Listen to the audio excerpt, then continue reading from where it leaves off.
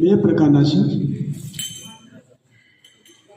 એક આસન આપને બતાવી દઉં.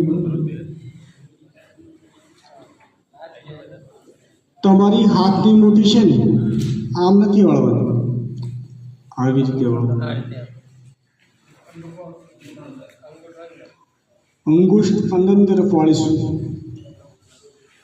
ત્યારબાદ વજ્રાસનની સ્થિતિમાં બંને જે આ મુઠ્ઠીઓ છે ને શ્વાસ ખાલી કરો પેટમાંથી. તમારા બોડીની અંદર જે શ્વાસ છે એને ખાલી કરી નાખો અને ત્યાં ખાડો પડશે ત્યાં ગોઠવો. હા, અને ધીરે ધીરે ધીરે તમારું મસ્તિષ્ક છે એ જમીનને ટચ ના થાય તો વાંધો નહીં, તમારાથી થાય એટલી પોઝિશનમાં રહેવાનું, વધારે પોઝિશનમાં જવાનું નથી.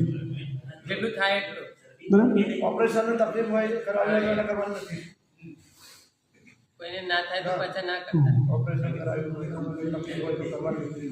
તજજ્ઞ માથે કોઈ પાડવું નહીં. ના ચાલો, રિલેક્સેશન. નહીં એમાં તો કરાવી છે. ત્યારબાદ ત્રીજું આસન છે